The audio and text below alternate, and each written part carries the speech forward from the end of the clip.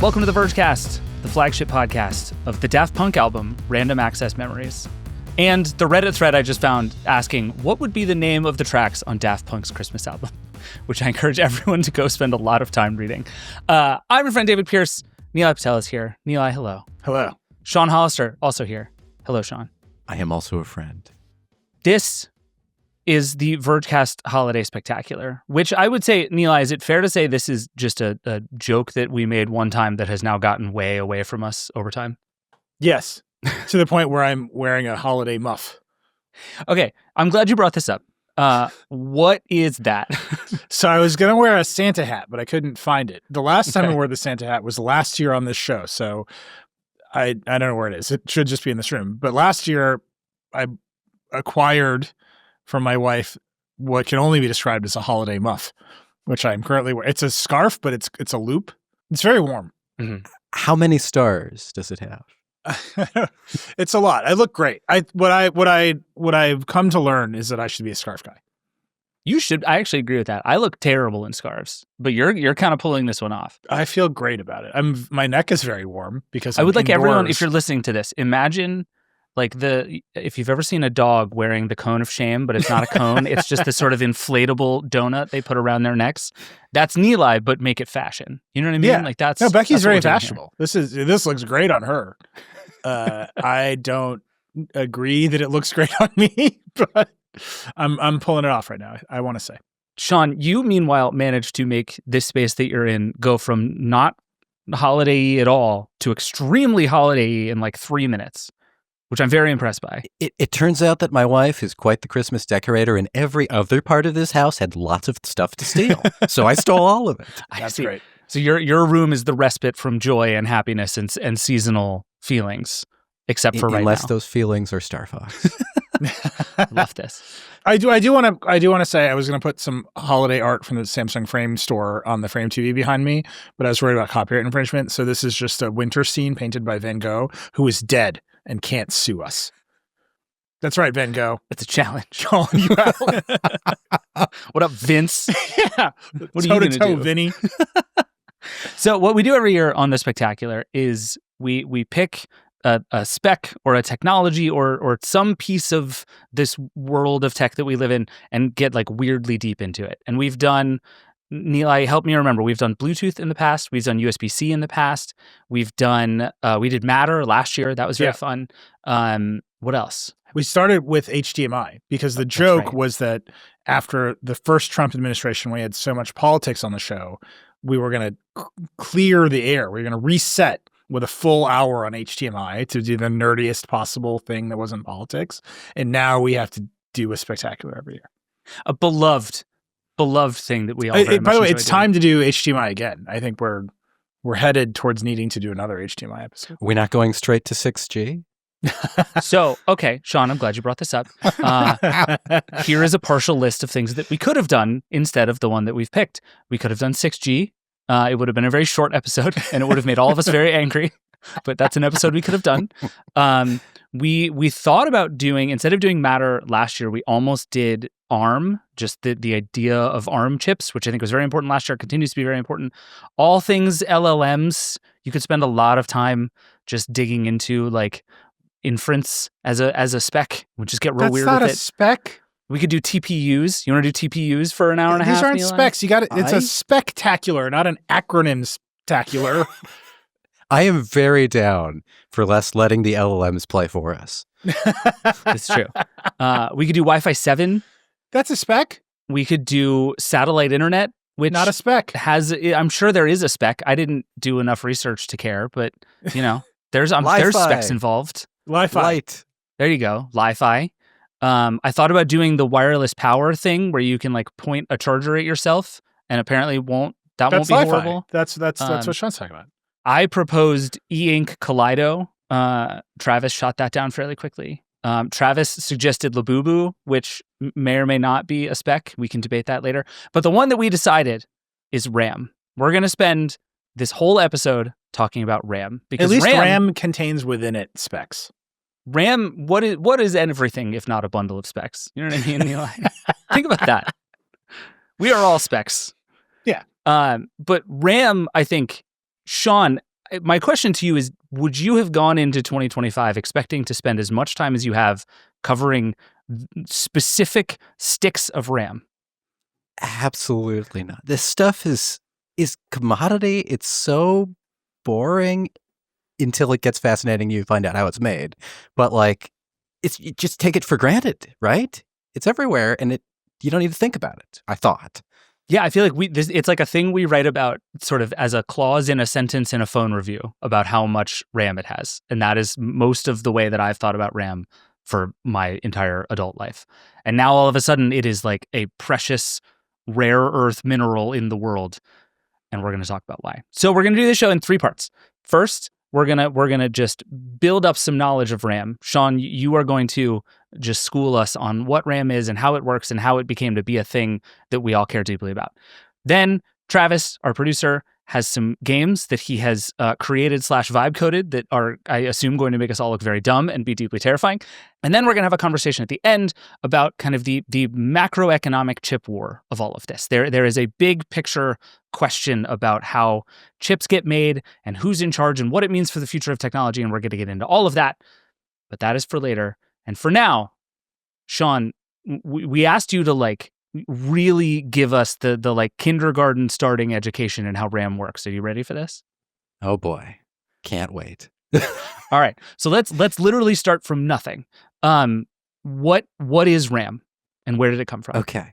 At its very, very basic, there are nowadays chips that are going to be on a stick or possibly patterns etched into the top of your processor that also do this memory thing.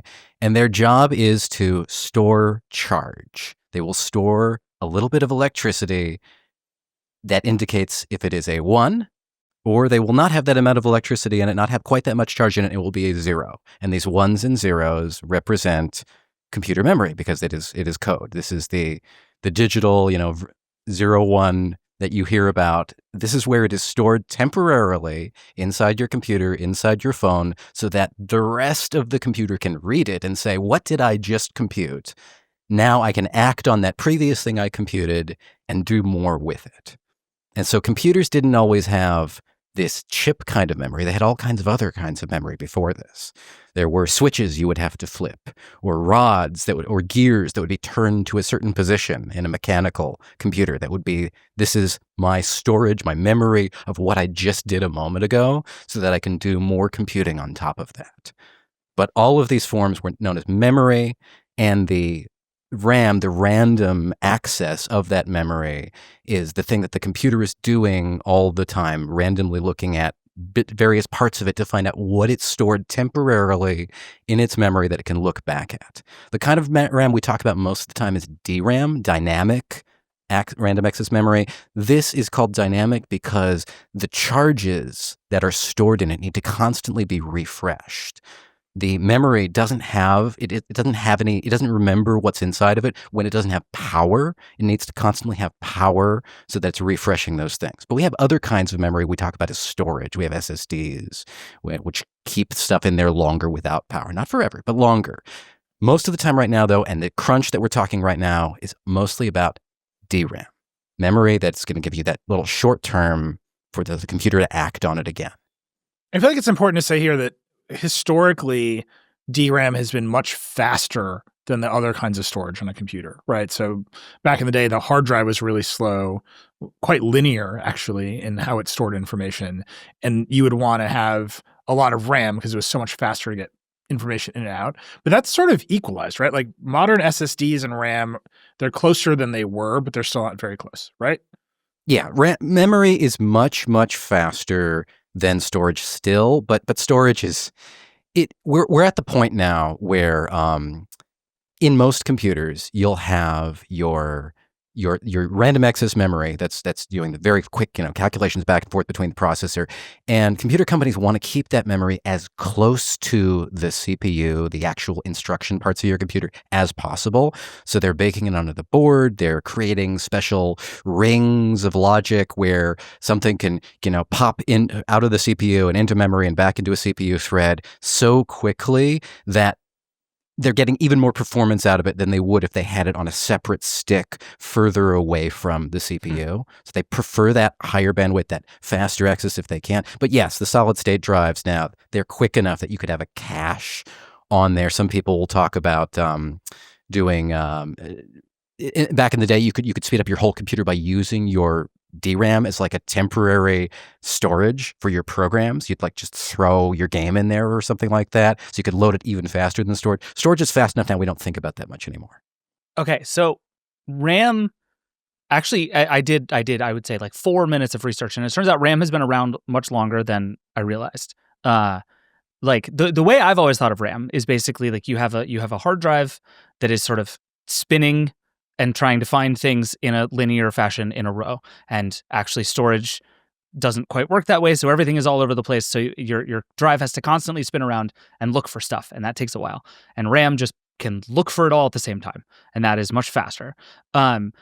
This is basically like a thing that I learned listening to music on knockoff iPods in the early 2000s. That's the extent of my RAM education. But this is a technology that's been around since like the middle of the 20th century, right? Like where did this actually come from in the first place? I don't remember who quite did it first, but when you're looking at early computing, people will talk about the Babbage engines. And they would have like rods that would be in a certain position, and that would tell you, it would store the previous calculation.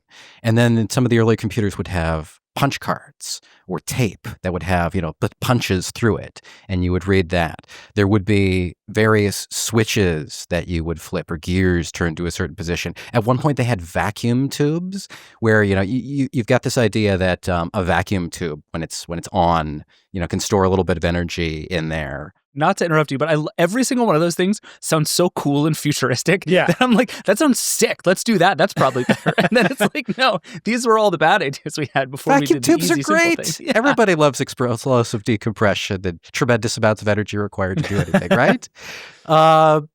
At one point, they had CRTs where you would store the bits on the screen of the CRT as a charge. You've got your electron gun firing your charges at the screen. That creates your phosphorescent image that you see on a CRT TV. Well, why not store the memory there too?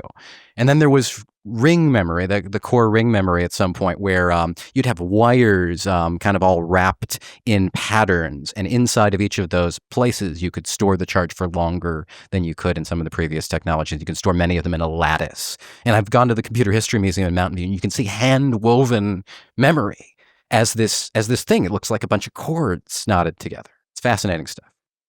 I still would bring all of that back. I'm looking at my desk now being like, my computer needs like several more vacuum tubes and something very cool will be happening. But as far as I can tell, RAM is one of those things that it's like, there are a bunch of things in sort of the history of computing where a thing was created and then everybody kind of looked at it and went like, oh yeah, this is better. And it just immediately took off and won forever. And I feel like we're in year like 60 of RAM, which suggests that everybody just decided this was the right idea. The thing to know now, I think, is that they are computer chips. The RAM bits on your memory stick that goes in your computer. It is created basically the same way. It is the same material. And so when we're talking about the shortages that we're seeing now, these shortages may intersect with other places because what you're doing fundamentally is you've got a silicon wafer. You're taking a single big crystal of silicon. You are cutting it using like a diamond wire or a diamond, edged rotary saw into incredibly thin layers, like a quarter of an inch thick. And these are being patterned with chemicals and ultraviolet light, and then etched with acid or plasma into these little chips. And it's the same process used for processors, for computer processors, also used for memory. The same kinds of wafers we're talking about 13 inches wide, are used for computer chips. They're used for memory chips. And so we've digitized all this and made this much more efficient and small, but now it's kind of the same thing. So the gap between all of these different things has actually like shrunk a lot over time. So when we talk about like storage and processors and RAM, like the distinction, it seems like matters a lot less than it used to. I had never really thought about that until just now, but it is all becoming sort of a single system in the way that it was not Like, I still think of RAM as like a giant stick of thing that I shove into my desktop computer. And that is, in almost every case, not what RAM is anymore. Well, it's also not where the volume is, right? Like phones, there are more phones than laptops, right? There are more phones than cloud servers. And RAM is in all the phones. It's soldered into the phones. Those aren't sticks. You can have a lot of feelings about that. Maybe we should all put dim sticks into our phones. That'd be kind of cool. But, if you listen to the Apple earnings call or Dell's earnings call, all the analysts are always talking about fluctuations in DRAM pricing. Because there's only so many vendors of RAM, which I'm sure we'll get into. They are kind of a commodity. It moves up and down like oil. And if the price of RAM is high, Apple's margins are lower because the price of the iPhone does not fluctuate with the price of RAM. So this is in the background of all these businesses is, RAM is a commodity and the price moves up and down in a way that, Sean, I don't think like the price of M4 chips moves up and down, right? In the same way that RAM is a commodity and the price moves up and down. Yeah. Now, if you want Intel or Apple or I guess Samsung, if you want TSMC to create you a chip, you talk about like, do they have the capacity at their fabs to make as many chips as you want? And if they do, you pay, this much. And if they don't, you try to pay more. So you bump somebody else off of the fab or get the capacity that's coming later in the year, or whatever it is.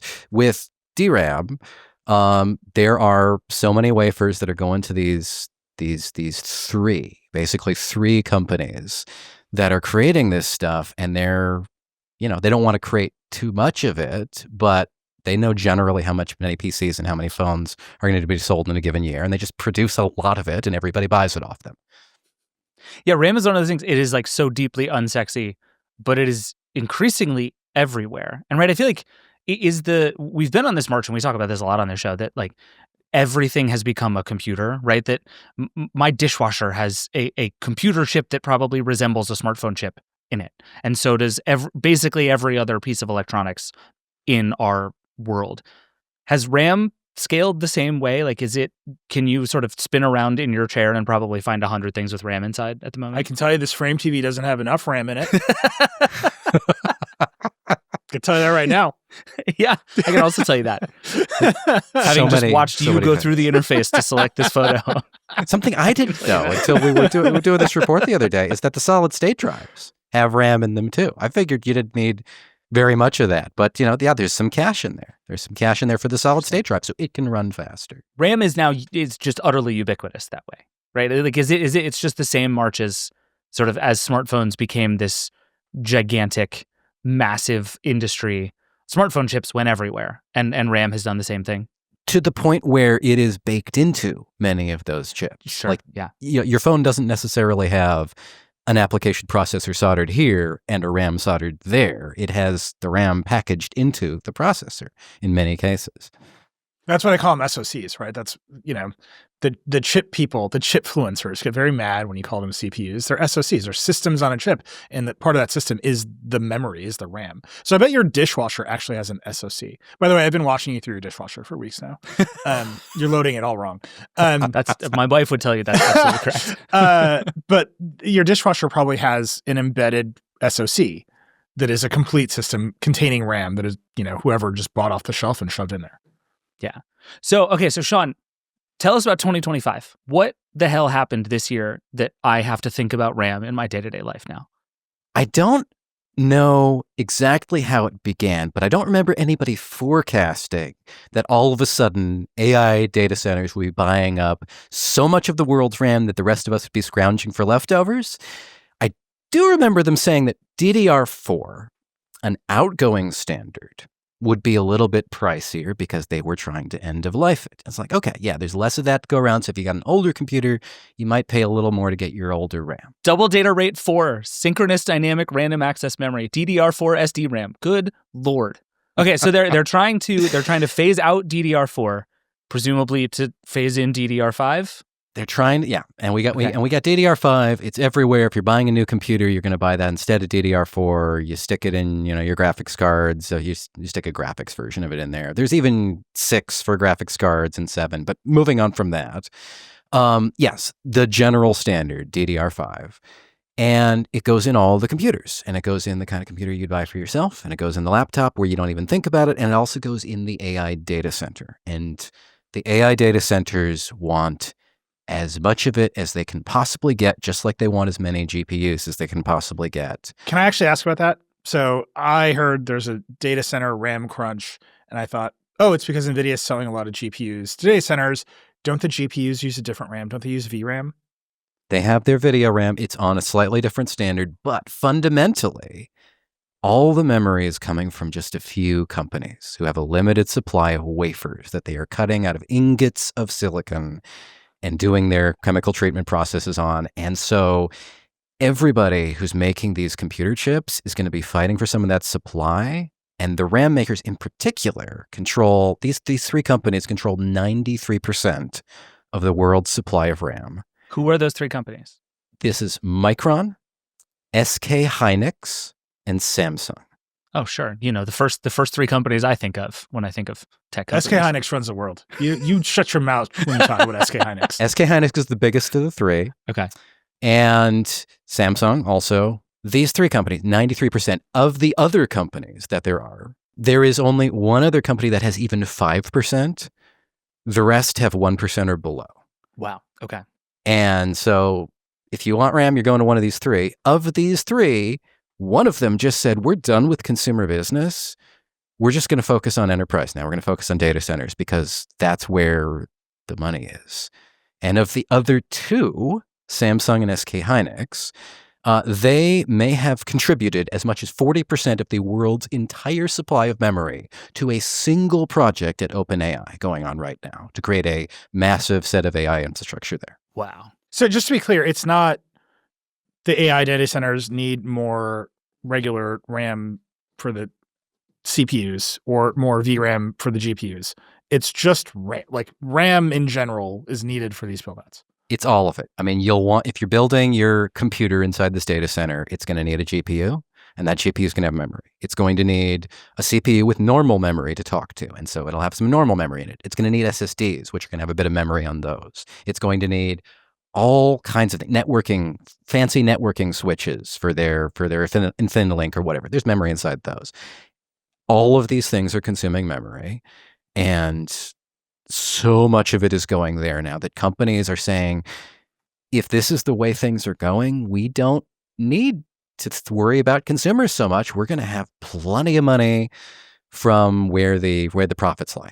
And we saw this already happen to some degree in GPUs. I mean, we saw AMD say, we're not going to make a high-end graphics card for gamers this year because we want to put our resources toward AI GPUs instead. We saw NVIDIA not say that, but then kind of do that anyway, although they do have plenty of consumer GPUs. It's been harder to get them. They've been pricier.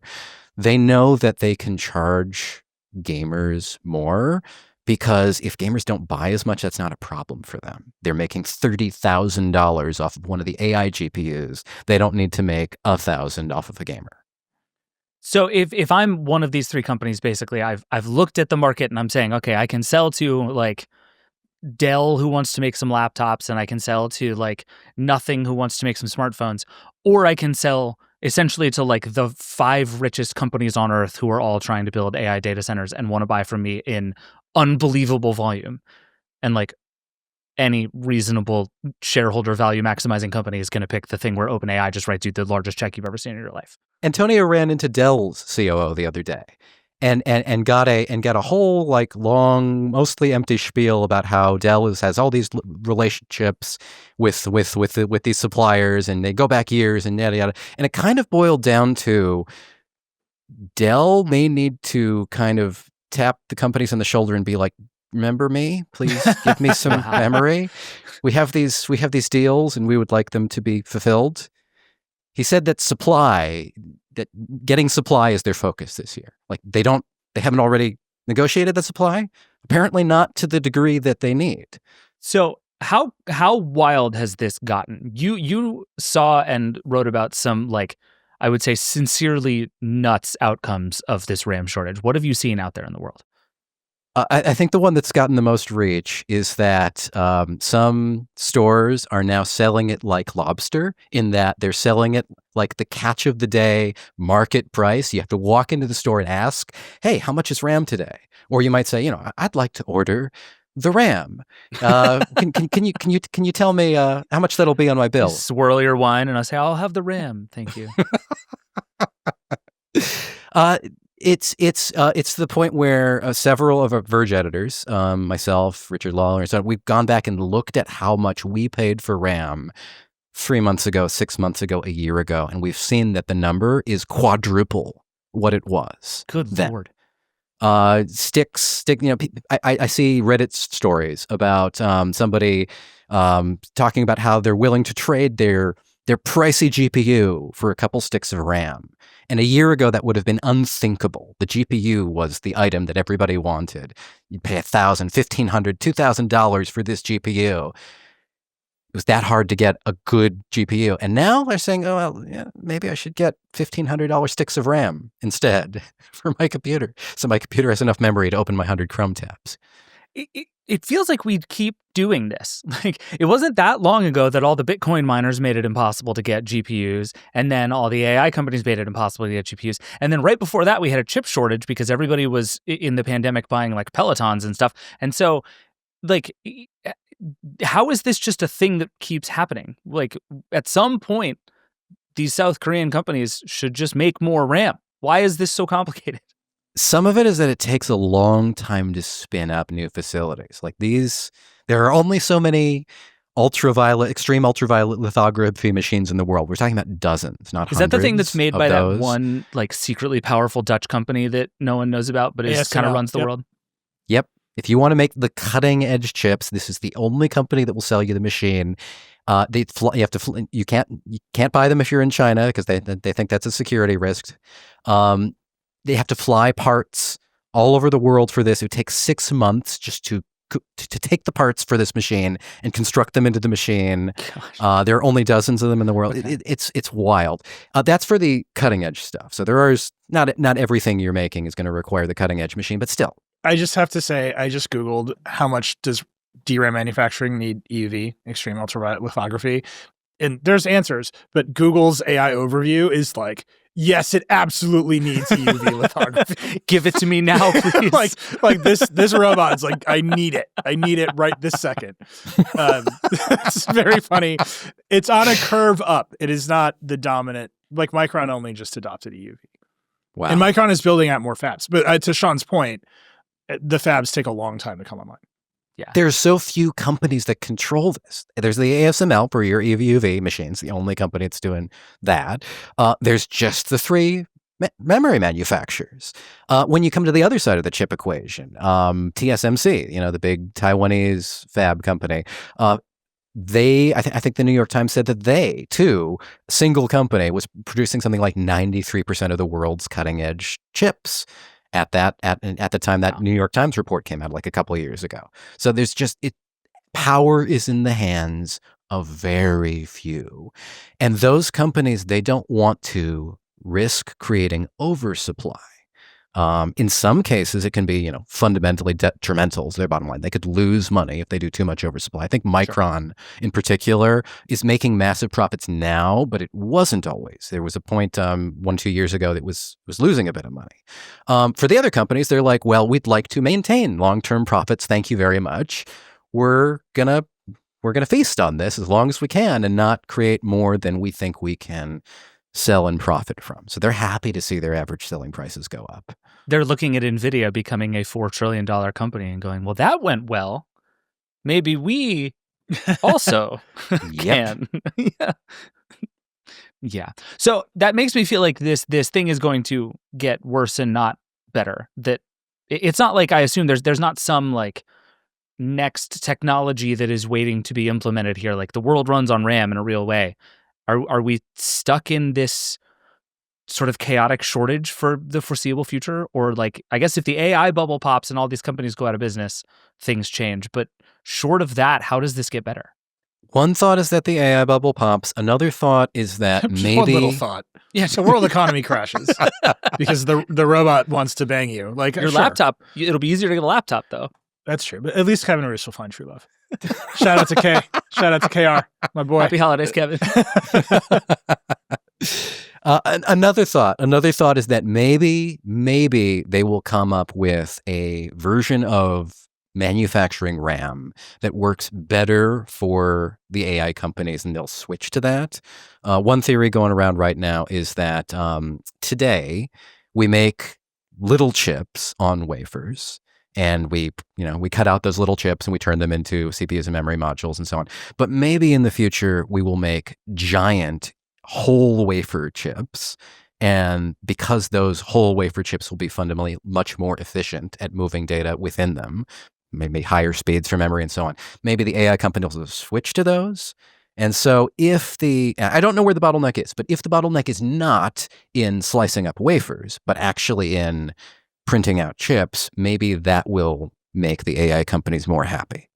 Interesting. Wait, the idea is that, let's just say Sam Altman. Sam Altman is going to buy 18-inch round memory chips.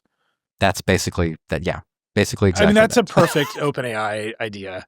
Like, we will get so good at manufacturing memory that the yield will be perfect on an 18-inch round silicon wafer.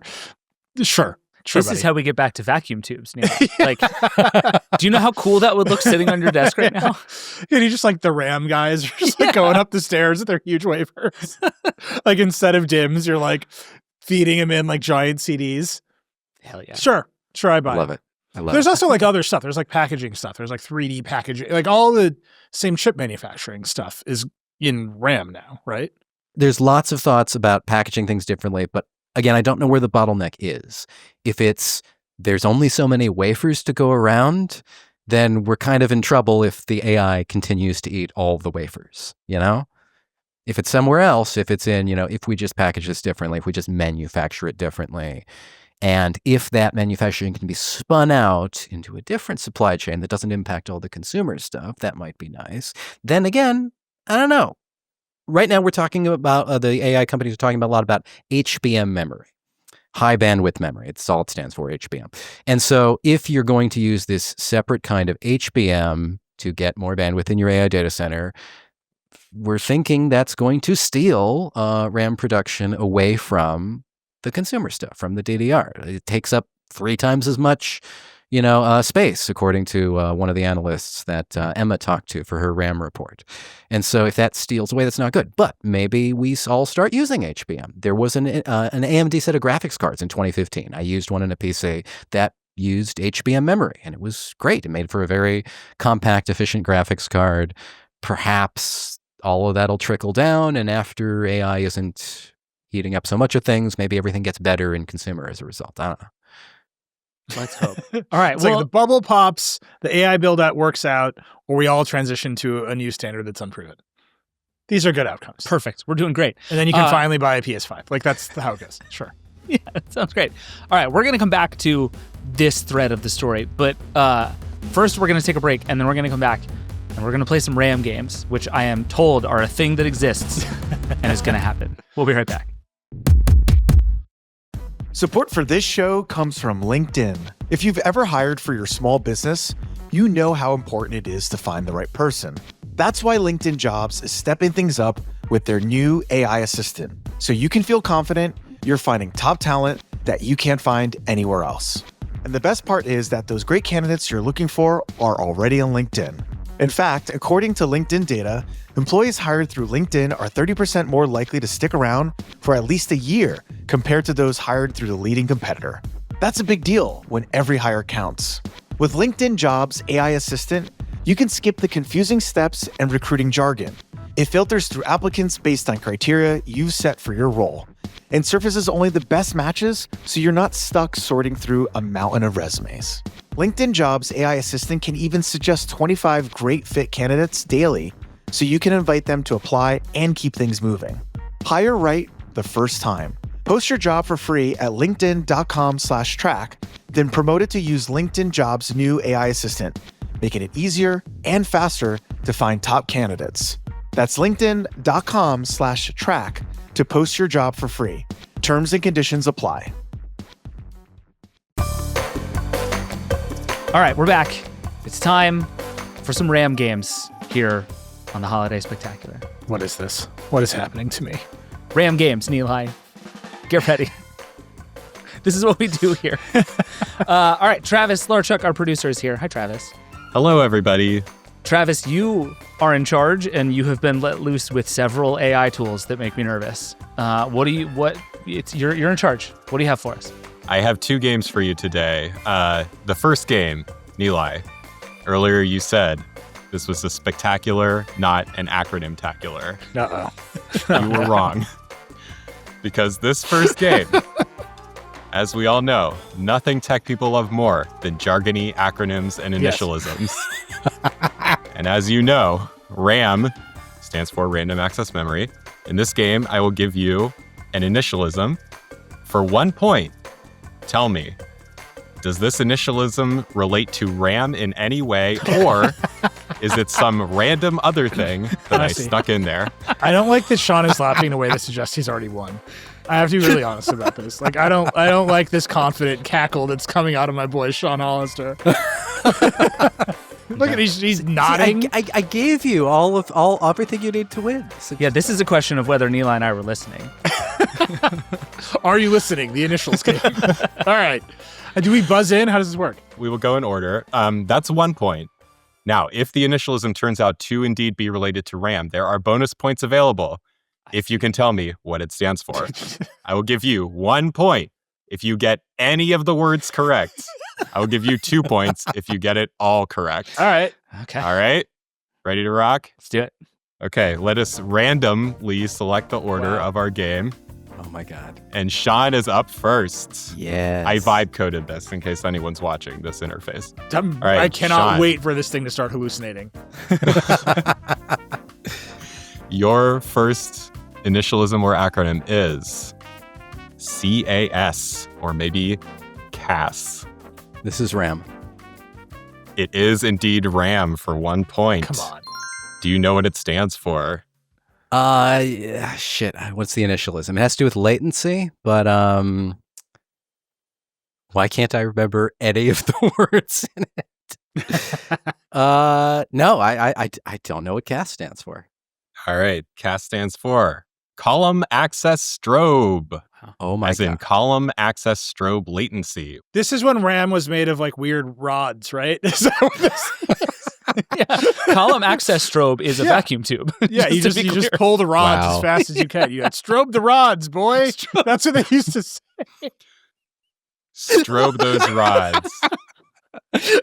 Sean, that is good for 1 point. Oh. Nilay, I'm so sorry. What are we doing here? Go ahead. I have good news for you. Your initialism is DDR. Oh, that's great. It stands revolution. No, it's this is RAM double data rate. Nailed it. 2 points. It is RAM. In and the it lead. is Take that, double Hollister. data rate. 3 points. All 3 points. Really David, just playing to Nilay here. I see. That's right. your initialism or acronym is UNR. UNR. I definitely paid Travis under the table. I'm going to say not RAM. You are correct. It stands for the University of Nevada, Reno. To be fair, I think you should have let me guess to get 2 more points. And I would've- All right, Sean, we are back to you.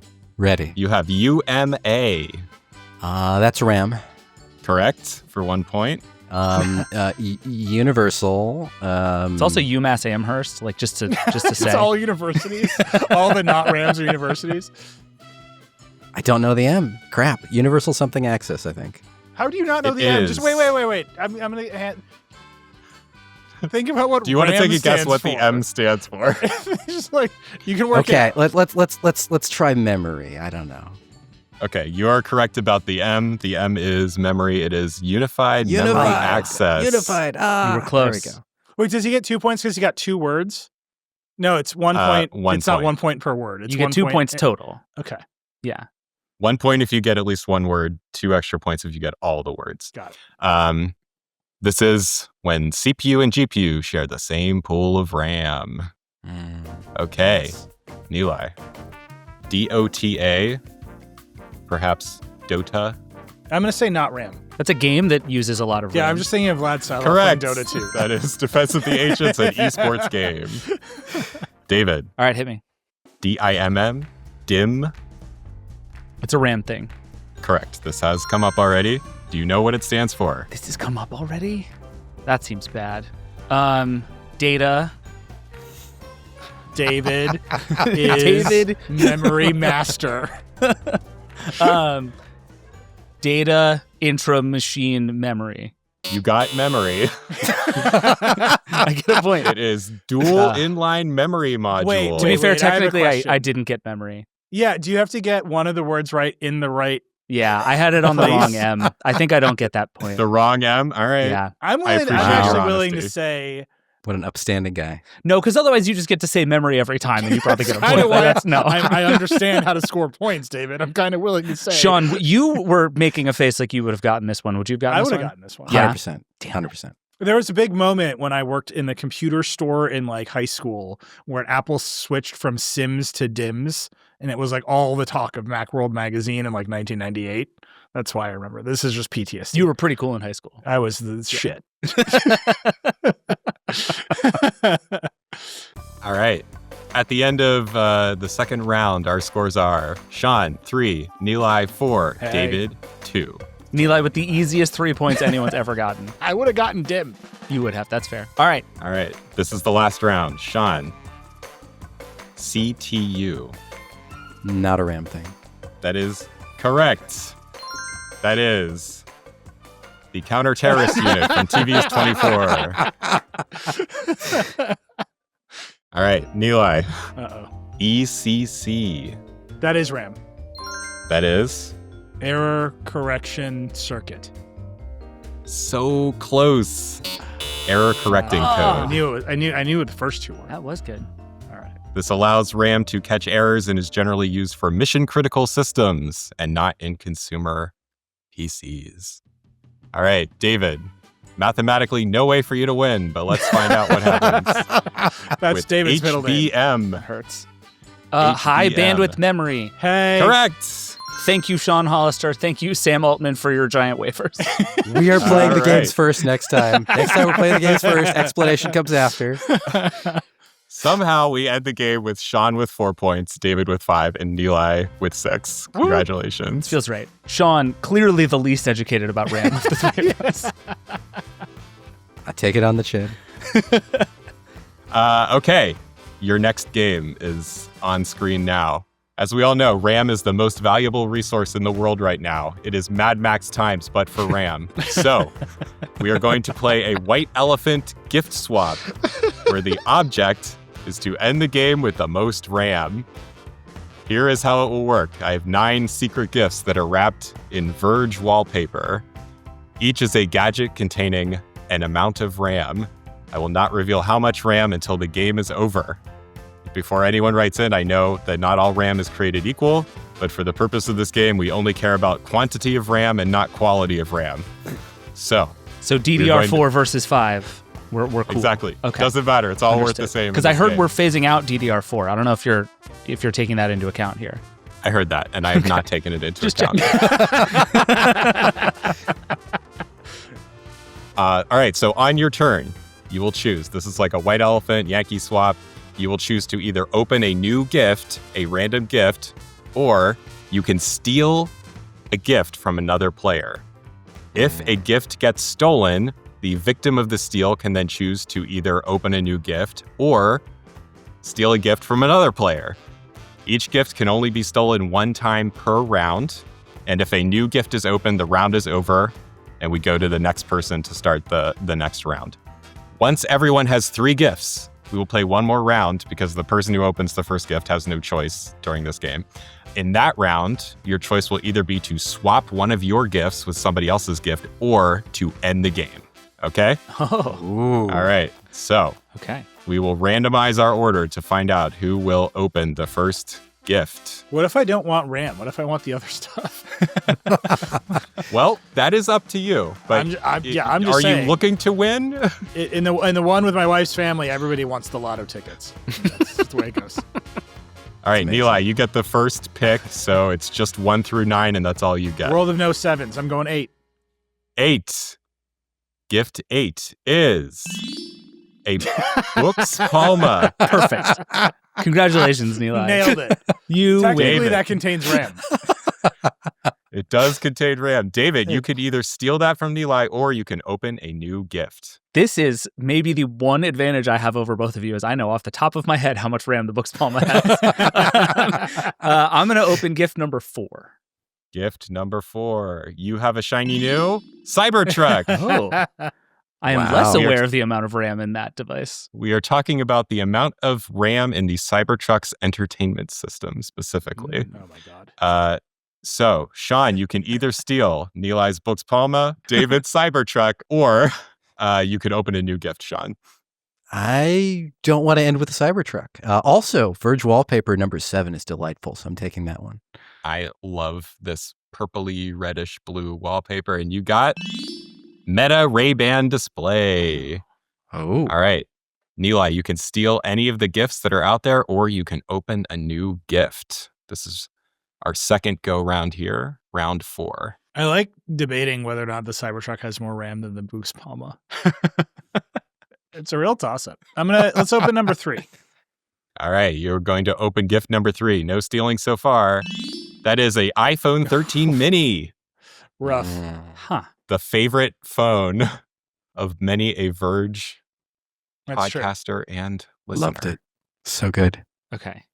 David, you can steal any of the gifts that have been opened or open a new gift. So the dilemma here is, did Travis pick a bunch of things that don't have much RAM, or have we just opened the things that don't have much Yeah. RAM? I was doing the same calculation. I am going to make a potentially reckless decision, and I'm going to steal the Books Palma, Yes. All right. which I David think is it has a stealing. non-zero chance of having the most RAM of anything on the board so far. David stole the Books Palma from Nilay, which means Nilay, you can now make a steal yourself, or you can open a new gift. I'm taking the Cybertruck. Straight swap, Wow. Mm. Nilay steals the Cybertruck from David. David, it is your turn to either steal or open a new one. Give me number 2. All right. Gift number 2 is Nilay, do you agree that the Cybertruck either has 1 or 1,000 gigs of RAM and like nothing in between? Yeah, but Okay. my bet, I was doing the same calculation as you, and I was like, I know that the Books Palma doesn't have a lot. I'm going to roll the dice on the Cybertruck. Also, Yeah. it is like only fitting that I end up with the giant wiper in the end. Agreed. The Switch 2, It is. this is a good get. Yeah, I'm going to It's keep the good. Switch too. I feel good. I'm psyched. Are you going to keep the Switch too, though? I know. I'm not sure if you are. it is Sean's turn. I am, in fact, taking the Nintendo Switch too. Mm. The Nintendo Switch 2 has been stolen. What's the maximum number of steals? Each item can be stolen once per round. So like I can't take it back. Right. But I could in theory take the Cybertruck. I'm going to open number 5. Number 5 is a Jesus humane AI Christ. pin. This is so cruel, and also the fact that I'm going to end up with the Books Palma and the humane AI pin feels like I deserve this.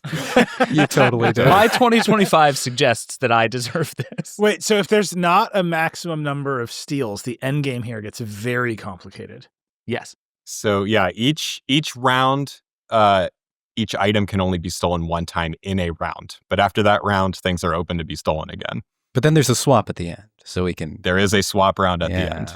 Just to recap for the listeners, Nilay has an iPhone 13 mini and a Cybertruck. David has a Books Palma and a humane AI pen. And regrets. And Sean has Meta Ray-Ban display and Nintendo Switch 2. And it is Nilay's turn. Can I just pause, by the way, to say that so far we have accidentally kind of all 3 picked our personalities. I was going to say, is the goal to wind up with the most fitting items? Just stuff we like. All right. I'm the only correct move right now is to pick a new. So I'm taking number 6. I think that's right. Number 6. The game theory is afoot. A Pixel 9a. You did pick stuff with not enough RAM. Yeah. One of these is So going to have... this game is going to be made or broken on like 16 megabytes of RAM. I can see it coming. There's going to be like a Mac studio at the end of this that just wins. And it's none of the rest of it's going to matter. Holding out for framework desktop. That's what I do want. have 2 tiny little phones. It's adorable. And a Cybertruck. I didn't say that was adorable. Nilay with his two cell phones in the Cybertruck. Yo. That's our boy. Red flags all over the place. Have you heard of Bitcoin? Give me the Switch 2. All right, David has stolen the Switch 2 from Sean. Sean, you can steal or open a new gift. But I can't steal the Switch 2. So, think I'm going with Have you heard of the Cybertruck? number 9. Everyone loves it. He's opening a new gift, and the gift is a Galaxy Z Fold 7. Now we're talking. That feels like it has a lot of RAM. I know And- exactly how much. Sean, it is also your turn to start the 9th round. There's one gift left. I'm taking the Switch 2 back. All right. Rough. Sean takes back the Switch 2. And David. now I can't take it because I'm still in the same round, right? Right, but you're going to get to go next. Got it. I see. All right, give me number 1. Let's do this. All right. David is opening number 1, and number 1 is an Apple Vision Pro. How did What? we pick so poorly? So, Wait, okay, serious question. For the two of you looking at this, do you have confidence about which one of these 9 things has the most RAM in it? I'm gonna. No. I think it's a Cybertruck. So I think there's a chance it's the Cybertruck. I also think it's possible that I'm just dead wrong. But okay, I have the Vision Pro. So- Great. I have a Books Palma, an AI pin, and a Vision. This sucks. Yeah, I'm sorry, dude. this is how No the one wants 10th to go to your house. This is how I want to try out the Apple Vision Pro. Yeah, Travis, you can come over. Everybody else is uninvited to David my holiday can look party. at you with his dead glowing eyes inside of his RAM-starved headset. All right, this is the 10th and final round. Nilay gets to start this round because he went first and didn't have a choice in the beginning. On your turn, you can either swap one of your gifts with one of anybody else's gifts, or just end the game. So Nilay, it is your choice. All right, I'm gonna swap the 13 mini for the Switch 2. I feel good about that decision. Right. Okay, Nilay is stealing the Switch 2 from Sean and giving Sean the iPhone 13 mini. Sean, it is now your turn. You can swap or end the game. You have Meta Ray-Ban display, Galaxy Z Fold 7, and the iPhone 13 mini. I am going to take the Vision Pro for the 13 mini. Okay, giving David the 13 mini. Finally, David has one useful device. David, same choice. Game's over. Swap or end the End it. game. End ending my it? pain now, You're not Travis. even gonna. There's at least one move on that board that I would make. There's 2, but I'm ending the game. I'm Wow. dancing with the ones who brought me. Let's do this. David. Humane pin. Guess what's going to happen when the humane pin turns out to have 32 gigs of RAM. Let's go. David hates this game. All right. We are ending the game with Nilay having the Nintendo Switch 2, a Cybertruck, and a Pixel 9a. Yeah. Party. David, Books Palma, he made AI pin, iPhone 13 mini. Spoiler alert, is going to lose the game. And Sean, Meta Ray-Ban display, Galaxy Z Fold 7, and an Apple Vision Pro. All right. We all have so a phone. We all have a phone. Yeah. Find Nice. out. Yeah. You can all call each other. This is great. Let's find out how much RAM. Ring, you ring, ended David. up How's with. that humane pin? It's okay. I'm Starting looking with at you on my David. laser projector. David, how much RAM does the Books Palma have? I believe it's 6 gigs. It is 6. Wow. Humane AI pin has 4. I was going to guess 4. I'm going to Do you guess know the how much 13 mini iPhone also has 13 6. Mini? 4. Oof. For a total of 14. Tough day for David. All right. Nilay, we're going to go to you next. Nintendo Switch 2, does anyone know how much? My guess was 16. That was what was in my head. It is 12. All right. Cybertruck. It's either Entertainment 0 or system. 1,000 per David. 64. It has 16? 8 gigabytes that of sucks RAM. so bad. It has more inches of wiper than RAM. Oh, brother. And the Pixel 9a has 8 gigabytes All right, of RAM. I feel good about this. Nilay's pink phone and his truck have the same amount of RAM. All of those things are like influencer gadgets. That's what I'm doing. All right, Nilay has vaulted into the lead with 28 gigs of RAM. Sean, I've got a good feeling your about Meta this. Ray-Ban display. Does anyone know? 4. Not even the 2. barest. Ooh. Rough start. Big win Should've for the tried AI that. pin, that one. Galaxy Z Fold 7 has, 12. and this is the base Z Fold 7, 12 All right, gigabytes all of right. RAM. All right. Sean has 14. Nilay has 28. The Apple Vision Pro has 16 gigabytes of RAM, giving Sean the win with 30 gigs of RAM. Wait, David, you would have won if you had held on. If you had held on to two things, I think you would have won, right? Sean took the Vision Pro from me. I wasn't see. given that option. Yeah. I gotcha. Damn. Well played, Sean. I also really respect that you had both the most and the least. And you're a full spectrum RAM guy. My bet was that Apple always starves everything for RAM unless you pay an additional $800. So I was out on the Vision Pro. Yeah, but it's $3,500. I think we You did paid the pay the additional extra. $800. Fair enough. Fair enough. My assumption was that Samsung overstuffed the phone with RAM. Wait, can you buy a Z Fold 7 with additional RAM? You can. The highest end model, I believe, has 16. That is ridiculous. You should not be able to change the amount of RAM in your phone. So I have a Palm Pilot here. Anyone want to guess how much RAM is in here? 256 megabytes. Oh, it's a SIM. That's I have a stick. It has 2 megabytes. 2 megabytes of RAM. Incredible. That's wonderful. Back when a megabyte was the size of your thumb. Those are the days. All right, Travis, this was delightful. Thank you. Congratulations to Sean. Congratulations to Nilay. I lost, magnanimously as the host, just so everyone's very clear on that. We need to take one more break, and then we're going to come back, and we're going to get back into talking about the chip wars. We'll be right back. All right, we're back. Nilay is gone. Sean is still here. I rearranged during the break. If you're watching, please clap. And we have replaced Nilay with somebody much better. Dylan Patel is here from Semi-Analysis. Dylan, welcome. Thank you for having me. Real quick, I assume, most people, the brand penetration of Semi-Analysis is like right up there with like Coca-Cola and Walmart these days. But like, what is Semi-Analysis? What do you do? Yeah, so we're a firm that does AI infrastructure, research, consulting, etc. Started 5 years ago as just a blog and me consulting on the side after I quit my job, and it's just sort of blown up and up and up. And now I have a very famous blog, as well as company's 50 people, all up and down the stack, having worked on equipment that makes chips, all the way up to like worked at data centers, worked on models and things like that. So we do a lot of consulting, research, etc.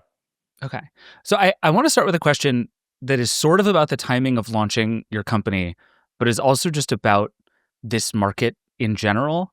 What I'm wondering is like, is this just what the chip market is like? Did you pick just sort of the beginning of the most bonkers time in chips history to start doing this? Or is this just how chips work? Absolutely. Today is the most exciting time ever. The ability for people to make the biggest change ever, right? Like, I think it's the craziest time ever. But chips have absolutely just been bonkers right now.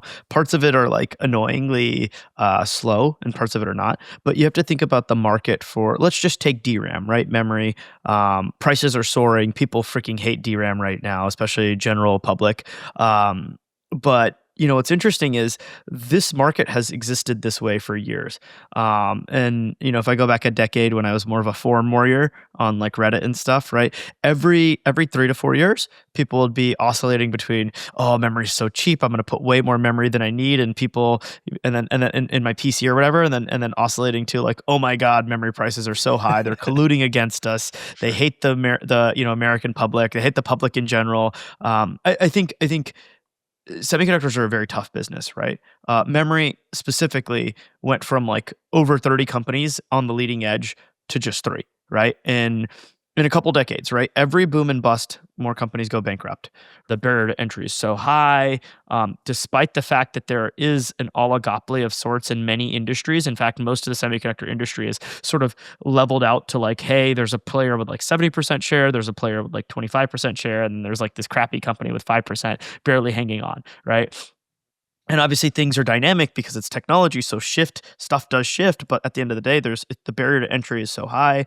The dynamics of the market are so intense that people are just going bankrupt left and right. That it is a bonkers industry, and I've always thought it was bonkers. You've had these booms and busts. You've had this cyclical nature of the industry, and you get smaller and fewer players. But it's never been like this before, right? I've seen low memory prices and I've seen high memory prices, but I haven't seen there are only 3 players and one of them is getting out of the consumer market. And the consumers, it's not just that they can't buy it because it's high prices, it's that the supply isn't even there because there's an entire new industry eating up all this DRAM. It's never been like this before, right?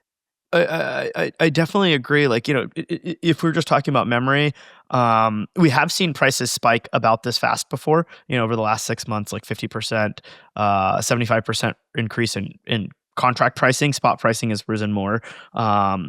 But even then, right, like I think we've seen this level of price increase. The thing that's really going to break everyone's brain is the next 6 months, it's also going to do that again, right? It's going to double again, right, in price or something like that. And that's what's going to really make people go crazy. And I think the funny thing is, or not even funny, like I think just like the sad thing is the reason we're in this position is because this is actually, when we talk about the boom and bust of the memory industry, 2022, PC boom, all this huge amounts of memory was being deployed because everyone's just buying a new PC, and the memory companies built a lot of capacity, and then all of a sudden, oh wait a second, everyone has a new PC. I keep my PC for 7 years, right? Like, why do I need a new PC as an enterprise or as a person? And the PC market falls off like a cliff, and these memory companies are now losing money every quarter, right? And so from 23, 24, 25, they were not adding new wafer production capacity, right? The only thing they were doing is as AI came into vogue, they were converting the regular memory production to HBM, right? And so this has been the longest uninterrupted period of no capacity expansion as well, right? So this boom and bust, and then also it was the worst bust, right? One of the worst busts, like sustained multiple years of losses rather than just like, hey, a year or 6 months. Because the boom of PC and COVID was so large, right? So you kind of had this like coalescing of like, oh my God, everyone is, we just haven't added any capacity. So like, and then on the flip side, we have the craziest boom in human history, right? Like, I think AI infrastructure is undoubtedly like, the biggest boom in the chip industry on a dollar basis. There's one way to look about this where we're looking at like these companies, there's so few of them and they can make these massive, massive profits all of a sudden. But another way to look at this is a couple of years ago, Micron was actually losing money. I don't mean like the revenue was going down. I mean like it was in the red, right? It was actually losing money. Yeah, for over a year too, right? It's not even like a little bit of time, right? They had to do layoffs. They like shut down factory lines, right? Like all of this sort of stuff, right? Samsung, Hynix, and Micron, all 3 of them had to do this, right? So the sort of like, I would say the more nuanced view is like, yes, they, this is crazy and the prices are soaring. At the same time, they kind of had no choice to, it was like, who would have increased production after you just got out of the red, right? Sure. A year and a half ago, right? Like that's just silly. But even that, no one could have predicted this.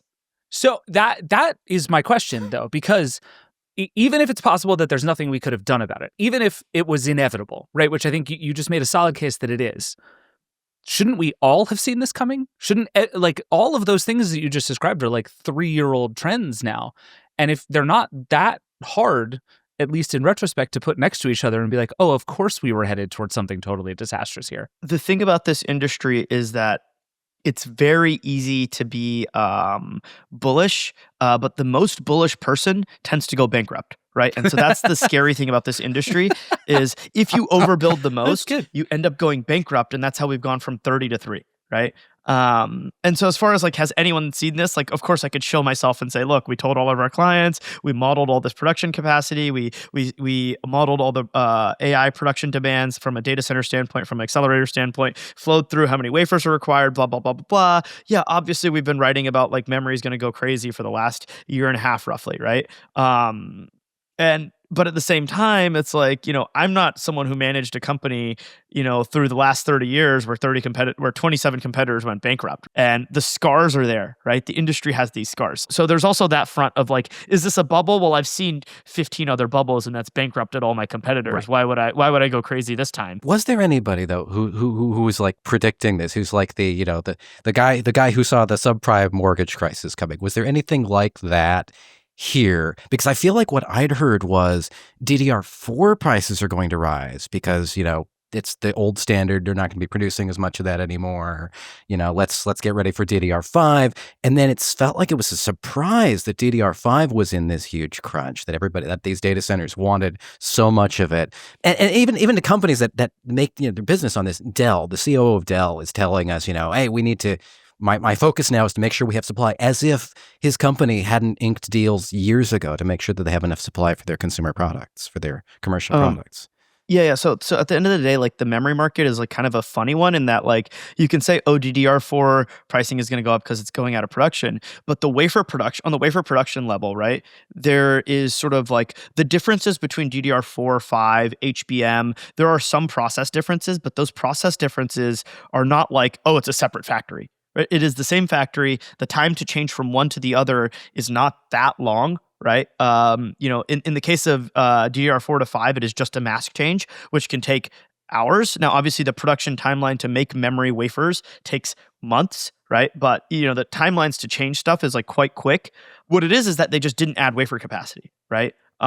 Now, whether that wafer capacity goes to DDR4, HBM, or DDR5, there is some differences in sort of like what's the capabilities, right? Samsung's not that great at HBM, but they're great at DDR5, right? Like sort of like, there's these sort of mixes and discontinuities in the market. But at the end of the day, the market is pretty efficient and the margins for each don't differ that much, right? For DDR4 versus 5 versus HBM. So what's happened is just that memory AI is a sort of inelastic buyer, right? If you will. NVIDIA buys, let's take Blackwell, right? Blackwell GPU, 192 gigabytes of memory. That GPU NVIDIA sells for over $30,000, right? But at the same time, that GPU costs them like $6,000-$7,000 to make, and of that, memory is half the cost, right? But if the memory cost goes up 20%, well, they're still selling this chip for $30,000 plus. Right. So, if it goes from 6,000-7,000 to 8,000, their elasticity there is not crazy. Who the elasticity is crazy for is the PC buyer, the mobile phone buyer. There, the phone costs, or the laptop cost, whatever it is. And if the price of memory doubles and it adds $100 to the cost of the device, then all of a sudden, guess what? I might not buy, or it costs even more than that, right? Like I might not, that $1,000 laptop, for a little bit, there were even $1,000 laptops with 32 gigs of RAM. And it was like glorious. Now, like it's kind of harder to find, and I bet next year it's going to be even tougher, right? And so there's sort of that interaction in the market, in that like who is the elastic buyer, and unfortunately, the consumer is the elastic buyer. The production, AI infrastructure spends going from like, 10 billion to 100 billion to $1 trillion, right? Like we are scaling like crazy. And if it gets to, next year, we look at, the big top 5 hyperscalers, they're going to spend, or top 6 hyperscalers, right? Google, Microsoft, Amazon, Oracle, CoreWeave, I'm missing one, Meta, right? You're looking at $500 billion of spend across them. Right, on AI infrastructure. Of that, their spend on NVIDIA is like 300 billion, and of NVIDIA's 300 billion, that spend on memory, after their margins, NVIDIA's largest supplier is SK Hynix, a memory vendor. It's not TSMC, right? So you flow through, and it's like, okay, actually next year the total volume that AI is consuming is ridiculous. And as far as like, hey, did anyone see this coming? There are a lot of people who are speculatively buying and things like that because the dynamics of the market are clear, right? So if you look at like, there's, I don't remember which PC maker it was, whether it was Dell or Lenovo or HPE, but one of them actually was super smartly about 2 quarters ago secured a bunch of DRAM ahead of time, and their stock at like, there was a call on the earnings call where their investors were like, why did you enter all these long-term supply agreements? Like, you shouldn't do that. You should be just-in-time inventory, right? Like they were kind of like criticizing them like the Wall Street person. And then now they're looking pretty smart because they secured memory at a lower price longer term, right? Yeah. But at the end of the day, right, like not all of the memory is the other aspect of this is like this area for AI, the HBM, right? That manufacturing process is a little bit more complicated. The suppliers are even fewer, right? Samsung's not so good at it. So Nvidia locked in their supply for HBM totally next year. But this funniest thing is because SK Hynix is the best and because they have the best HBM and Nvidia decided I'm going to sign a big contract with you at good margin, all of a sudden SK Hynix is going to be the least profitable of the big three memory vendors because they don't get to sell all their memory at this super inflated price that because the market is going crazy. So we've laid a lot of the blame for a lot of this kind of at the feet of AI data centers. But I think for people who don't follow this stuff all the time, these just seem like large buildings full of computers. And I think it's hard to like put into real terms how big a project this actually is. Can you give us a sense of the scale of the build out of the AI data center right now? If we go back just a couple of years ago, there were 4,000 or 5,000 data centers in the world, but none of them were like, super, super big, right? Like the biggest data center in the world 3 years ago is laughably small compared to what's being built now, right? The largest data center building in the world was, maybe, 50 megawatts, 75 megawatts, et cetera, in that range. Google was building one that was like 100 megawatts. And I was like, whoa. Now, when you look at like the size of like some of these campuses, right, it's like, oh, Stargate in Abilene, Texas is 2 gigawatts. And actually, that one is kind of small relative to some of the stuff that's going up, which is 5+ gigawatts, right? Meta's talked about like their Louisiana stuff. The concentration of like value within a data center is absolutely absurd, right? You think about it again, right? This area of Manhattan, it's 5 gigawatts. 5 gigawatts, once Meta builds this entire like Louisiana facility out, 5 gigawatts size of Manhattan, it ends up being the entire cost that they put into it was on the order of roughly $250 billion. Right, $250 billion for one site in Louisiana that they're building over, a couple of years. Which, by the way, those GPUs are not going to be, bleeding edge in 5 years, right? They're going to be, they'll still be maybe useful in 5 years, but definitely in 7 or 8 years they won't be useful. Is just an insane factoid because when you think about it, it's like, like. 250 it's hard for humans to understand what 250 billion even means, right? That's more money than the richest person in the world has, but again, like we can't fathom what the richest person in the world even has. So it's just like there's no way to contextualize this. If that's where we're headed, a different market would suggest that the next thing that's going to happen is we're going to get 1 million chip startups who are going to come and try to make all of this stuff. And they're in the like, your margin is my opportunity, right? That's this moment that we're in. And every academic, everybody who's interested in chips, you should quit your job and go start a chip company. Like this is the gold rush. And we should be getting an entire new generation of folks coming out and saying there's only 3 companies doing this. Let's get it back to 30. Let's get it to 300. And there's going to be demand for this going forward. Is that happening? Are we headed down that road? And if not, why not? So there's 2 sort of layers in this stack, right? There is the design companies and then the manufacturing companies. As far as the design companies, there are some startups. Many of them are going to fail. Maybe some of them will be successful. But that's true of all startups, right? Like this is not necessarily a wildly different kind of thing to try and do. Yeah, but in terms of design, like the barrier to entry is there, but it's not insurmountable, but it is a high barrier to entry, right? Okay. You have to design your chip and then tape it out at TSMC, and all this cost, $50 million plus. And if there's any issue, you got to do it again, right? So there is a barrier to entry there. That barrier to entry is really low compared to manufacturing, right? We are not going to get many new memory companies. There is one new memory company, but that's because it's like a national level like priority from China called CXMT. But they have national government backing. We're not going to get a new memory company in the West. We just aren't, right? Or in like Taiwan or Japan or Singapore or anywhere else, right? In the West, there's just not going to be a new memory company because the physical like construction of a fab is tens of billions of dollars, right? Plus all of this know-how that is super trade secreted and super like confidential, and it's built upon year after year after year of tens of thousands of people's R&D who are all super super smart, like PhD level, engineers and researchers, just building and building and building, and it's incrementally building on top of each other, right? For context, right? Building a chip, right? like a leading edge chip, whether it's memory or, say a phone chip, phone CPU or phone memory, right? Or laptop memory or laptop chip, that takes over 5,000 process steps, right? Where you take a perfectly, you take a silicon wafer, it's a perfect crystalline structure, then you bombard it with ions, you deposit materials, the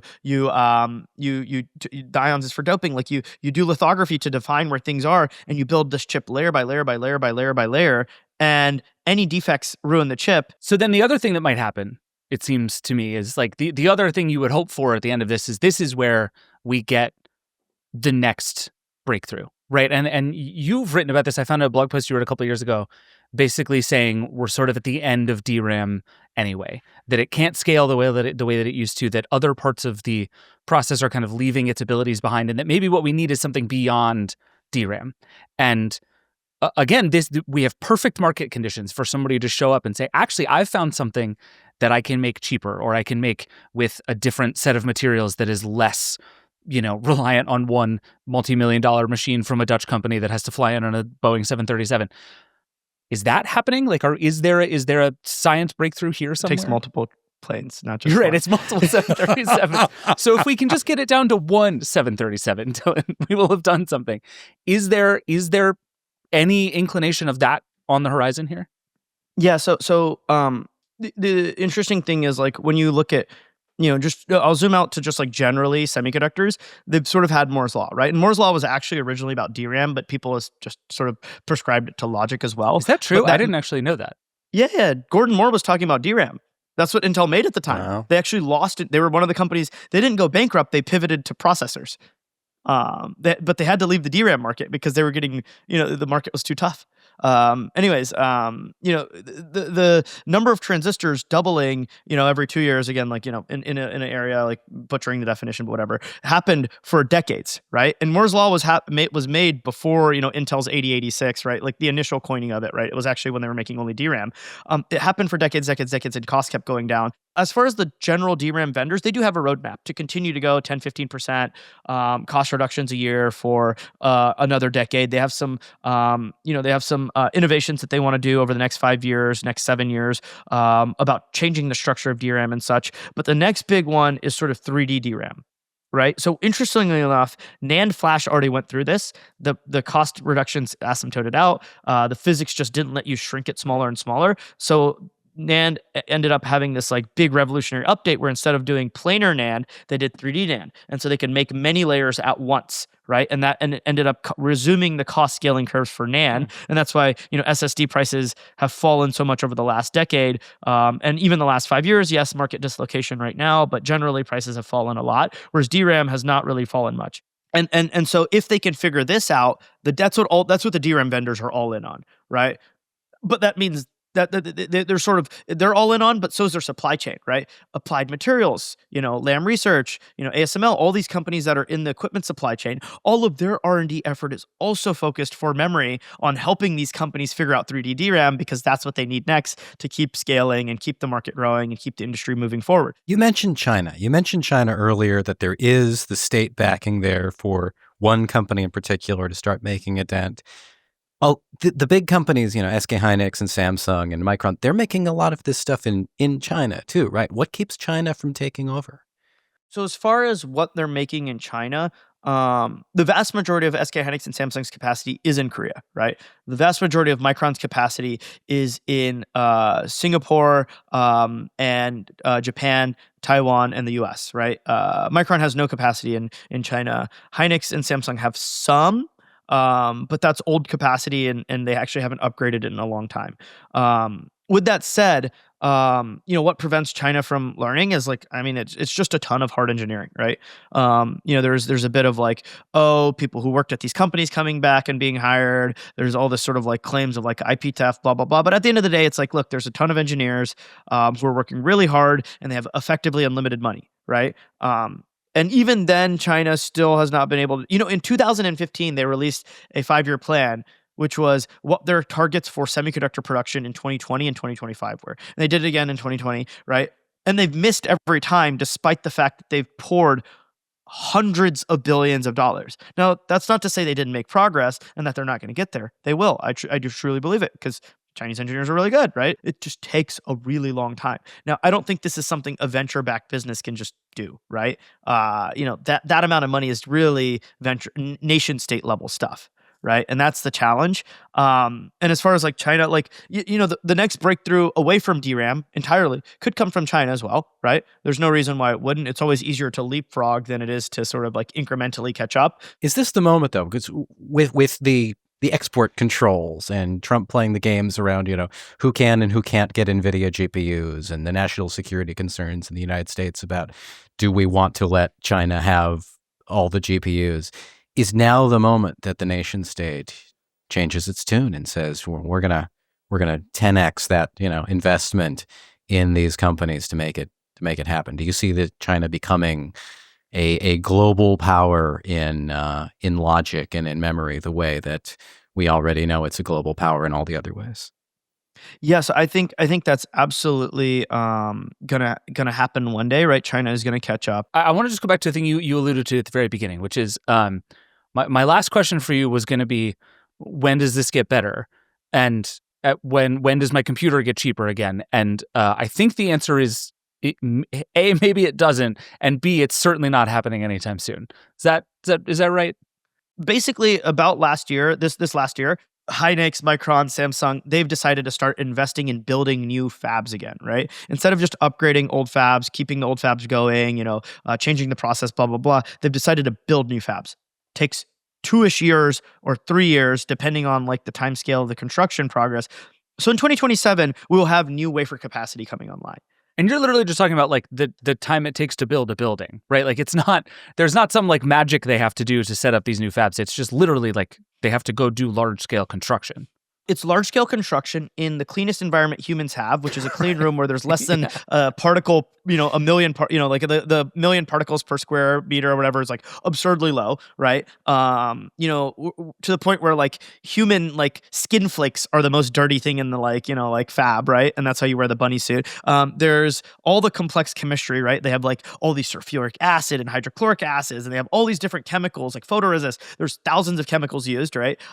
There's these tools that range all the way from these like $200, $300, $500 million tools that get flown in on multiple 737. The human logistics required to build these fabs is absurd. And so, yeah, it takes a couple years. And then setting up the fab, making sure it's clean, running the process, etc. Best case, prices get cheap again in 2027 or continue to fall again in 2027. Okay. But depends on what happens with AI. Because as I mentioned, everyone who's building these fabs is super conservative, right? Right.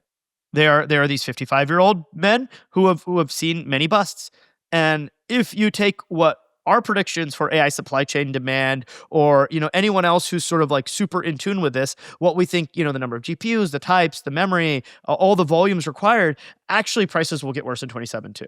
But that's if AI doesn't pop as a bubble, right? Now, I'm a maxi. I don't believe it'll pop. I think there's trillions of dollars of economic value that will be delivered through AI over the next few years. That's me. But if you do believe AI bubble will pop, then 27 will have cheaper prices. If you think AI, just continues to go woo, then we're screwed, and actually memory will never be cheap again, and we might as well like stop using our computers.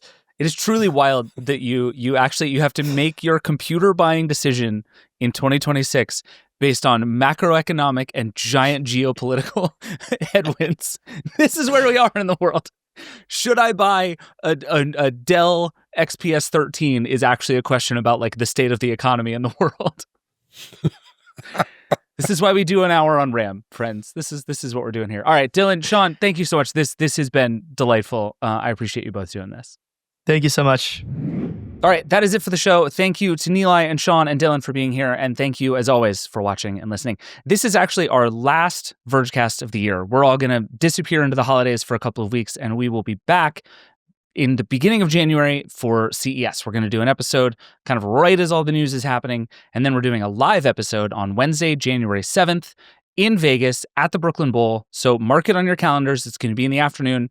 Come hang out, come Vergecast. We're all going to go bowling. I've never been bowling with Nilay, and I have this sneaking suspicion that he's either very good or like hilariously terrible, and I'm very excited to find out which one it is. So come bowl with us, watch the Vergecast. It's going to be very fun.